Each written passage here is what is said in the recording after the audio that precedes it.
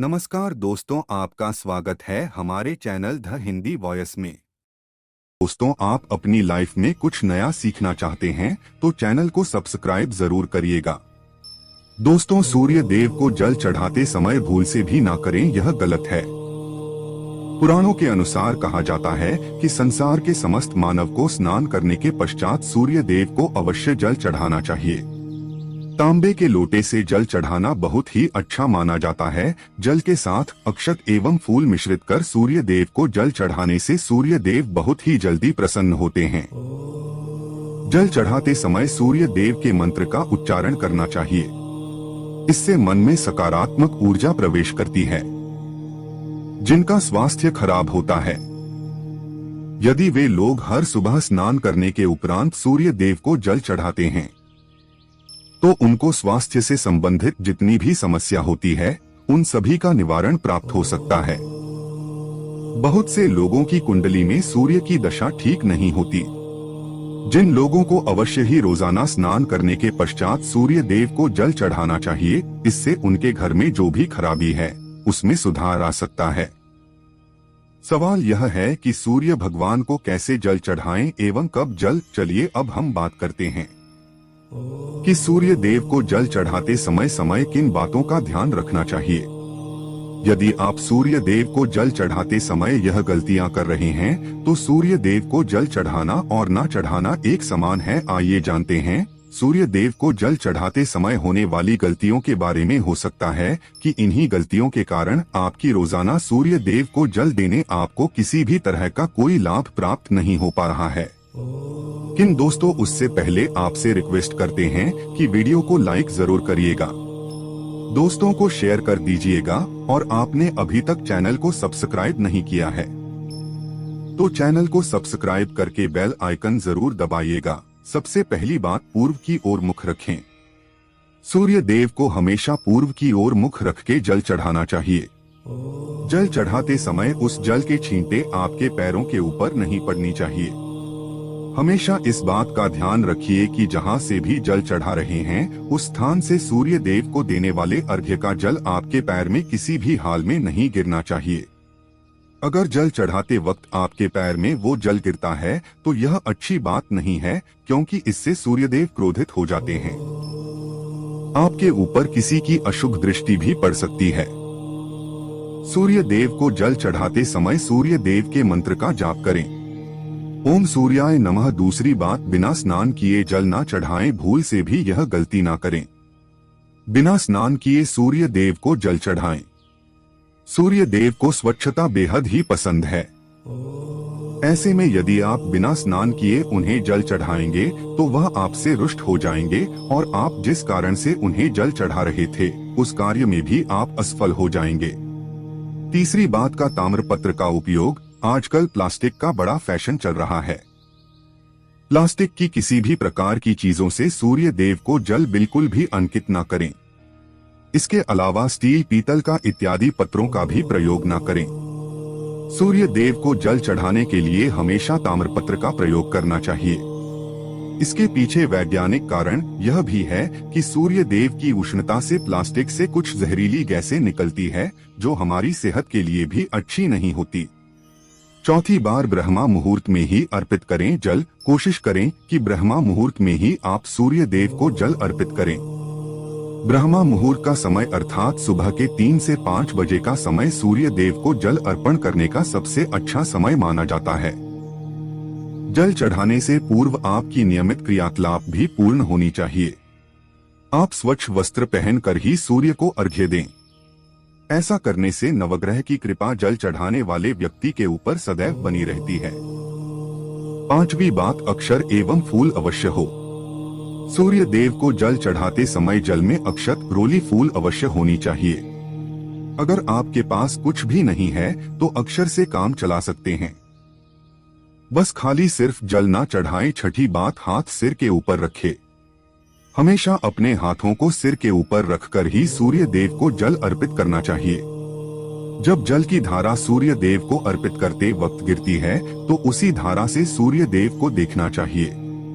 कहा जाता है कि ऐसा करने से व्यक्ति के ऊपर सूर्य देव की कृपा बनी रहती है एवं व्यक्ति के मन में सकारात्मक ऊर्जा भी प्रवेश करती है। 7वीं बात, चप्पल न पहने। भूल से भी आपके पैर में चप्पल नहीं होनी चाहिए। यदि सूर्य देव को चप्पल पहनकर जल अर्पण करेंगे, आपसे दूर हो जाएंगे और आपके जितने भी काम रुके हुए हैं वह सभी काम भी आगे नहीं बढ़ पाएंगे। इसलिए हमेशा सूर्य देव को नंगे पैरों में रहकर ही जल अर्पित करें। 8वीं बात, रविवार के दिन अवश्य जल चढ़ाएं। आप हर दिन सूर्य देव को जल चढ़ाएं या ना चढ़ाएं, लेकिन रविवार के दिन सूर्य को जल अवश्य चढ़ाना चाहिए, क्योंकि रविवार का दिन सूर्य भगवान का दिन होता है। इस दिन को अवश्य ही हर व्यक्ति को सूर्य देव को जल अर्पित करना चाहिए। इससे यदि आपकी कुंडली में किसी प्रकार का कोई सूर्य से संबंधित दोष है तो वो दोष गुण में परिवर्तित हो जाएगा। 9वीं बात, सादा भोजन लें। यदि आप सूर्य देव को हर दिन जल चढ़ाते हैं तो इस बात का अवश्य ध्यान रखें कि आप रविवार के दिन मांसाहार का सेवन करें। लाल रंग की सब्जी, मसूर की दाल न खाएं। यदि आप रविवार के दिन मिष्ठान ग्रहण करते हैं तो यह बहुत ही अच्छी बात है। रविवार के दिन लाल कपड़े भूल कर भी ना पहनें। अब बात करें उपायों के बारे में, तो रविवार का दिन भगवान सूर्य देव को ही समर्पित होता है। रविवार के दिन भगवान सूर्य देव की पूजा करना बहुत अधिक लाभदायी होता है। वैसे तो हमें प्रतिदिन ही सूर्य देव की पूजा करनी है, लेकिन विशेष रूप से भगवान सूर्य देव की पूजा कर लेनी चाहिए। तो आपको एक तांबे का पात्र लेना है। उस तांबे के पात्र में आपको जल रखकर सूर्य देव को हर रविवार को अर्पित करना है। अगर आप प्रतिदिन नहीं कर पाते हैं तो रविवार को जरूर करें। वैसे आपको प्रतिदिन सूर्य देव को जल जरूर देना चाहिए।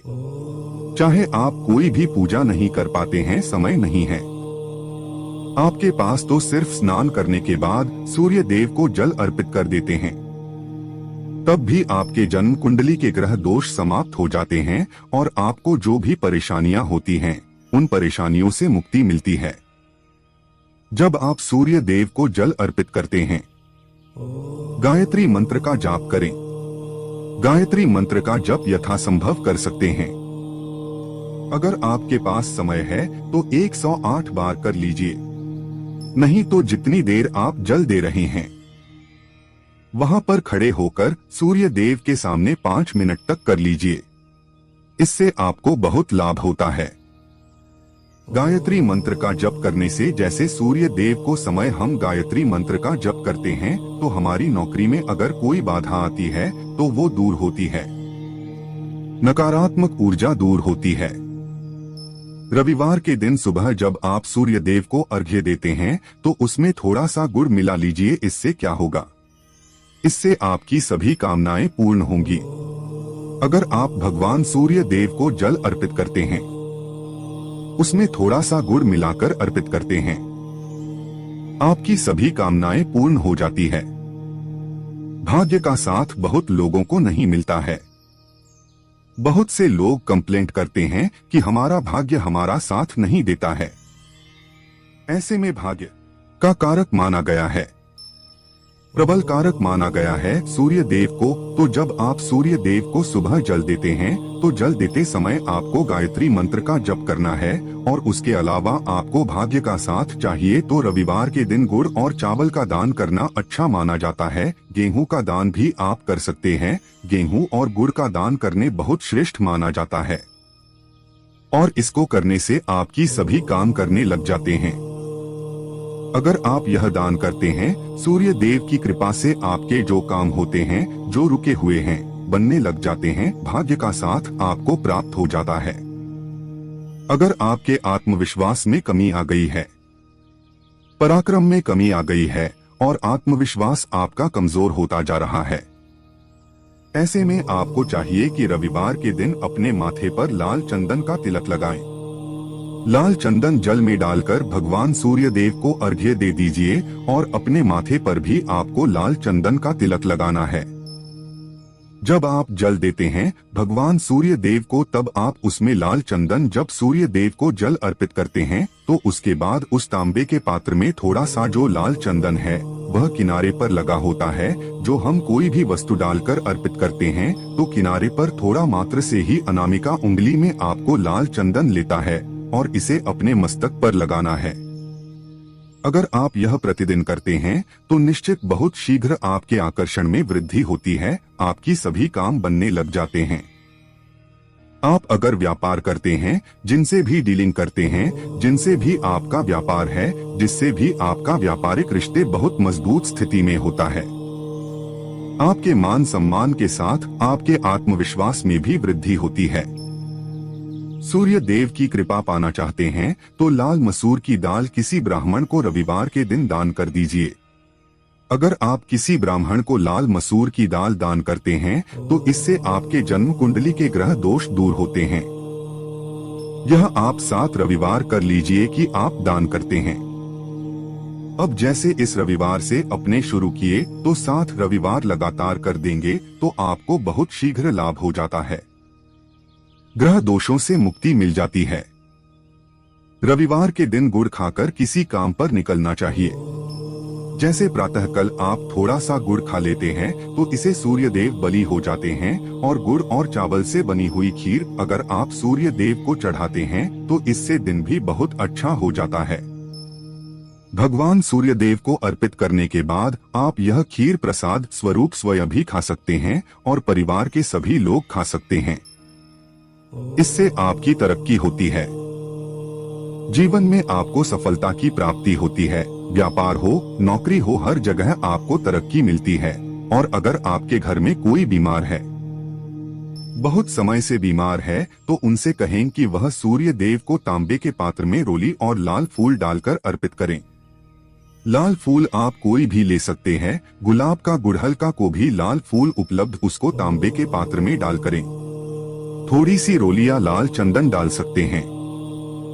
ऐसा करने से सूर्य ग्रह बलि हो जाता है तो आत्मविश्वास भी बढ़ता है।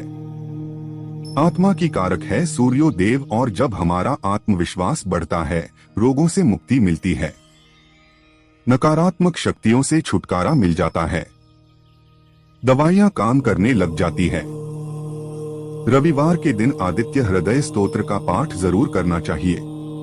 अगर आप चाहते हैं आपको सूर्य ग्रहण का पूर्ण लाभ प्राप्त हो, चाहे आपकी जन्म कुंडली मजबूत स्थिति में भी हो, तब भी रविवार को आपको आदित्य हृदय स्तोत्र का पाठ जरूर करना चाहिए।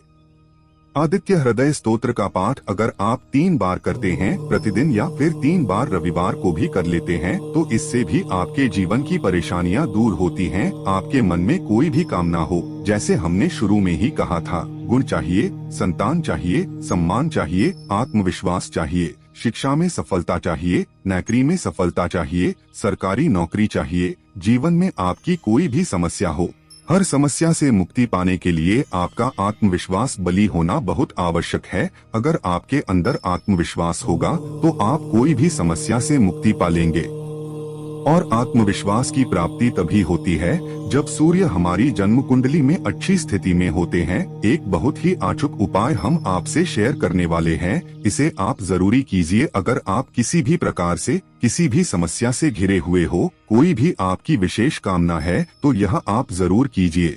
सूर्य को आप जब जल देते हैं तो जल देते समय आपको एक बेलपत्र डालना है, और इस बेलपत्र के साथ आपको भगवान सूर्य को जल देना है। तो आप तांबे का पात्र ले लीजिए, उसमें थोड़ा सा गंगा जल डालें, थोड़ा सा जल डालें, एक रोली डालें और एक बेलपत्र डालें। और इसके साथ ही आप थोड़े से अक्षत भी डाल सकते हैं। अक्षत क्या होता है? चावल होता है जिसके टूटे हुए दाने न हो, बिल्कुल साबुत चावल होता है, उसे अक्षत कहा जाता है। तो थोड़े से अक्षत, रोली, बेलपत्र डालकर भगवान सूर्य देव को जल देना है। 7 बार में आपको जल देना है। जैसा कि बताया जाता है कि आपको 3 बार में जल देना चाहिए, रुक रुक कर।